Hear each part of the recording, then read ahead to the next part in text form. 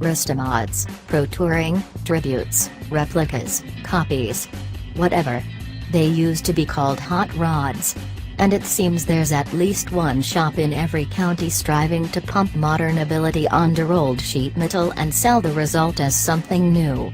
Write a big enough check to companies like Detroit Speed, which is, for some reason, in North Carolina, and you'll get a '69 Camaro much faster than a new one. Sign up with Icon 4x4, and that Los Angeles company will create a hyper-detailed version of, well, almost anything you like.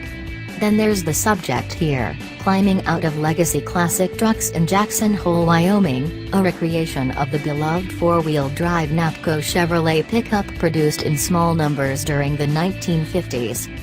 That's NAPCO as in Northwestern Auto Parts Company, a Minneapolis firm established in 1918 and well known for supplying four-wheel drive components during World War II. With the war over, and at a time when most OEMs weren't yet building their own 4x4 pickups, the company put its expertise into building conversions.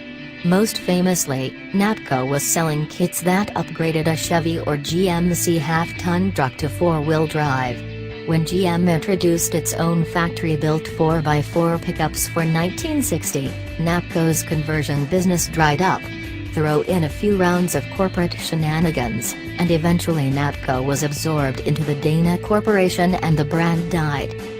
I called Dana about the brand, Size Legacy founder and owner Winslow Bent. No one there seemed to know. Such is the fate of all things to fade into obscurity. Well, not that obscure. The interior is trimmed in elegant leather and stuffed full of everything the modern aftermarket can provide. That includes a Glide Industries bench seat, a Nardo wood steering wheel, and instrumentation from Classic Industries. The vintage air conditioning blows so cold it's practically disdainful. But the cockpit is also the legacy NAPCO's Achilles instep. The major problem with the legacy NAPCO isn't anything Legacy has done, but the limitations baked into the truck way back in the early 1950s when GM was designing it.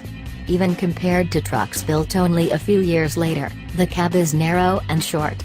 There's not a lot of leg or shoulder room, the atrocious aerodynamics lead to plenty of wind noise, and old hinge and latch designs mean the doors don't always like to close tight.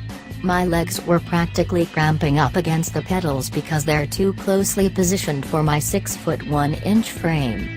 Almost anything about an old vehicle can be improved upon with the application of cubic dollars. But almost anything isn't everything.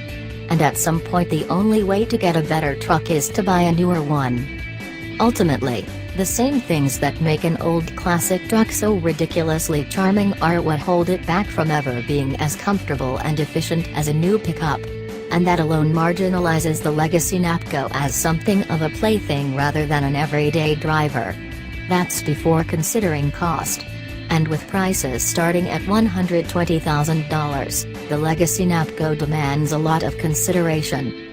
With the aftermarket now moving into areas it has never dared consider before: chassis, suspension, air conditioning, and whole new bodies. For instance, it's possible to indulge yourself if you have the wallet mighty enough to back up your whimsy. The legacy NAPCO is a nice tribute to a bygone product, but it's not a necessary tribute. How much do you value paying tribute?